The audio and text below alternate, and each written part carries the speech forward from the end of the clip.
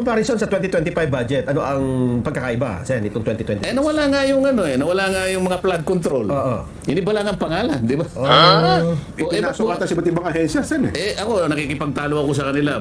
Kahit na sa mga budget hearings lang, hanggang dun sa plenary debates, pinipilit ko na meron ako kakong panukalang batas. Hindi pa lang naging batas kasi nga hindi natin maisulong ngayon dahil ang priority natin, maipasa muna natin ang budget. Tama po. Hindi ba yung sinasabi ko kako, lahat ng subsidies na yan, mapa-AX, mapatupad man yan, mapa-akap, mapa-maip or maipip, kahit ano pang gawin mo, ay hindi talaga napupunta sa dapat kapuntahan. Nagiging political patronage yan. Sinamahan na nga ng survey. Hindi nga. Ito nga. Kalahati pa rin ang populasyon na nagsasabing mahirap pa rin kami. Di ba pinanukala ko, sabi ko na ang gagawin na lang natin para maging makatotohanan, Yan, opo. yung lahat ng gumagamit ng 200 kilowatt hours, yan ang ililibre natin. Pababa, Opo, opo. Ang magiging resulta kasi niyan, sabi ko, ang makatarget ng diretso, lahat ng mahihirap. Kasi ilagay mo na lamang sa median price ng elektrisidad ng, let's say, 2,500 yen. Opo, opo, yung 200 So, yung kilowatt. 2,500 mo, katumbas kalimbawa yun, 200 kilowatt mo, kilowatt, depende kasi opo. sa taas ng kuryente sa iba't ibang lugar eh. Sa So, probinsya, tama po. 2,500 na yan, pababa, Opo. libre na yun eh. Mga sinabi ni Senator Marcoleta na kung saan imbes na idaan yung ating subsidy sa AIC, sa TUPAD, yan, sa mga yan, hindi naman natin sure kung direct na napupunta talaga sa taong bayan. Siyempre, meron pa ring mga tapyas niyan ng mga politiko diyan. So, mas maganda yung panukala ni Senator Marcoleta na irekta na lang, idiretso na lang kako sa kuryente bill natin para sa gano'n, lahat ng mga mahihirap natin kababayan makikinabang mismo sa ayuda na ibibigay ng gobyerno.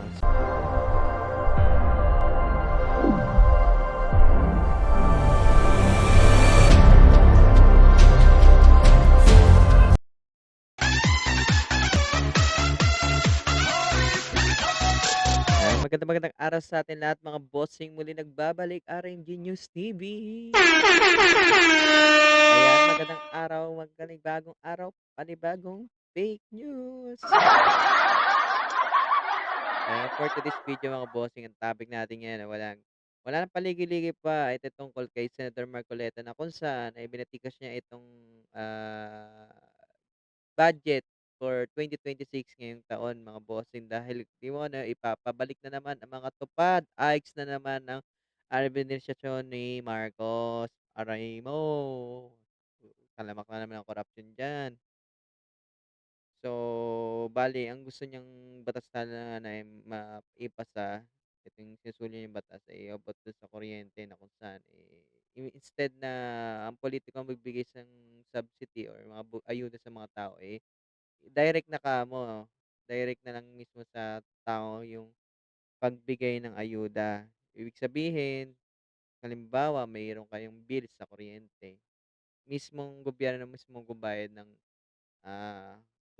bills niya sa kuryente, hindi nadadaan sa mga politiko na to na magpapapogi pa dito sa mga kanilang mga nasasakupan. So, bago natin umpisa ng topic mga bossing, ayan, muli, kung hindi kayo nakaka-subscribe sa ating YouTube channel, ayan, inimbitahan ko kayo mag-subscribe mga bossing. Subscribe nyo lang po, pindutin nyo lang yung subscribe button dyan sa kanan side natin para sa ganun maging updated kayo sa ating mga i-upload na next mga video. Mag-like and share na rin kayo para Huwag mong maganda, subukan. diba? So, ano pang hinintay natin mga bossing? Umpisa na natin panonood. Let's go! So, balik tayo sa ating talakayan. So, doon sa paliwanag ninyo, parang hindi ba nabantayang mabuti itong pagbuo natin ng 2026 budget? Mismo ang Pangulong Bongbong sa kanyang huling sona, so, matatandaan mo, di ba sabi niya, anumang pondo na hindi po nakapaloob doon sa NEP, aba, ibibito niyo ho yan sa kabuuan. Ayun ang binanggit ng Pangulo pa. Kaya dapat daw po ang pondo natin na ipapasa sa 2026, abay talagang dapat to malinis na malinis, walang question, Sen. Sabi niya, wina-warningan ko kayo, sabi niya, lahat ng budgetary items na hindi naka-align sa NEP, Yan, tama po kayo. ibibito ko yan. So, sana naging aral sa ating lahat yung 2025 budget na kung saan ay nalugmok tayo sa napaka-maanomalyang corruption tungkol sa flood control. Nako, oho. Na ang pinanggalingan talaga yung budget na yan. Tama Wala po. namang wala namang makikipagdebate. Yan ang pinanggalingan yan. Oho. So kung pag-uusapan, susuyurin natin. Kaya ulit-ulit ko sinasabi, yung mga kasama ko, ako ay talagang bumilib din sa kanila dahil meron silang resolve na sabihin, susuyurin natin yan. Opo. Hindi na tayo papayag. Kaya nga sinabi ko, ako'y naniwala at ako'y na mag-asa na yung ating magagawang 2026 budget ay million light years away from the 2025 budget.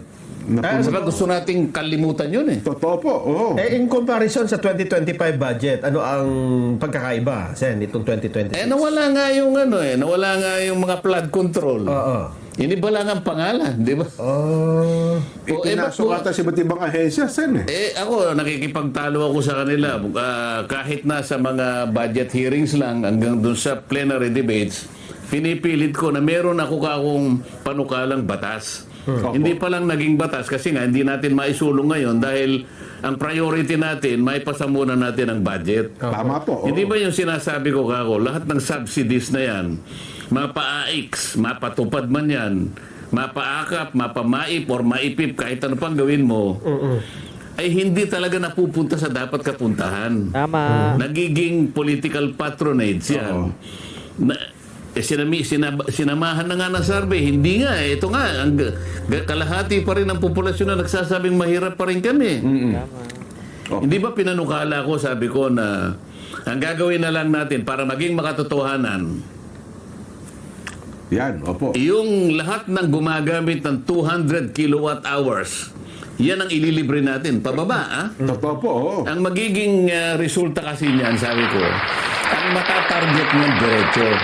Lahat ng mahihirap. Kasi, ilagay mo na lamang sa median price ng elektrisidad ng, let's say, 2,500 yen. Opo, yung 200 So, yung kilowatts. 2,500 mo, katumbas kalimbawa yun, 200 kilowatts mo, per depende kilowatt, kasi opo. sa taas ng kuryente sa iba't ibang lugar eh. Pati sa probinsya, Yung tama po. 2,500 na yan, pababa, Opo. libre na yun eh. So, pag inilibre sa'yo, hindi ka na nagbayad, direkta mong nakuha Pakinabangan, yung opo. benepisyo. Yung 2,500 na yun, maring maliit sa'yo. Jen. Opo, oho. Dahil nakaririwasa ka, ganun din sa'yo, Nelson. Opo.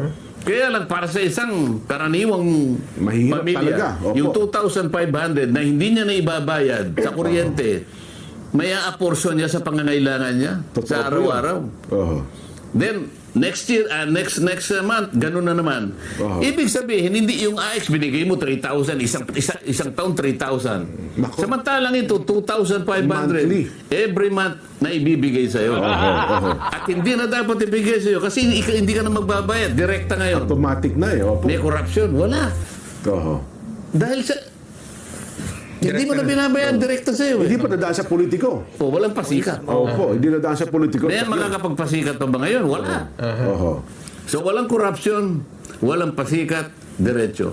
Ngayon, imbes na sana, yung paliwanag ko na yun, yung AX man lang sana, ginawa na lang, ito 63 billion pa eh. Oho. Nadagdagan pa ng 4.8 billion. Samantalang sinasabi ko, walang mangyayari dyan. Hindi rin mapupunta sa nangangailangan yan. Oho. Ba't pinipilit ba natin ng ganyan? Kaya nga yung tingin ko pa rin, hindi tayo gaanong lumayo doon sa 2025 budget. Tapos sabi namin, wala nang unprogrammed funds. Opo. O yun, nadagdagan pa eh. 174 billion na lang nilagay namin doon sa aming version. Opo. Naging 243. Na naman.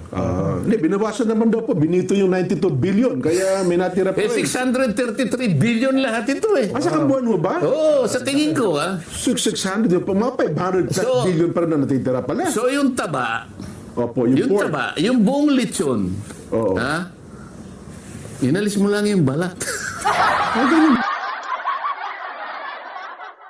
So yun ang mga bossing, dito na natin napatapos ang panonood ng video. Bali ang reaction natin mga bossing dito, yun, tama nga sinabi ni Senator Marcoleta na kung saan, imbes na idaan yung ating subsidy sa AIC, sa TUPAD, yan, sa mga yan, hindi naman natin sure kung direct na napupunta talaga sa taong bayan. Siyempre, meron at meron pa ring mga tapyas niyan, yung mga politiko diyan.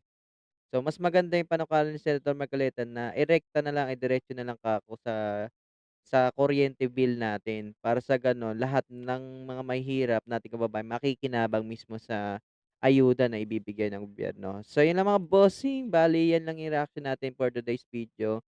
At kung nagustuhan yung panonood ng ating video, ayan muli, inimbitahan ko kayong mag-subscribe sa ating YouTube channel mga bossing. Ayan, para sa gano'n maging updated kayo sa ating i-upload.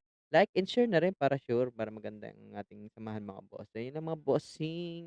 Then, peace yo.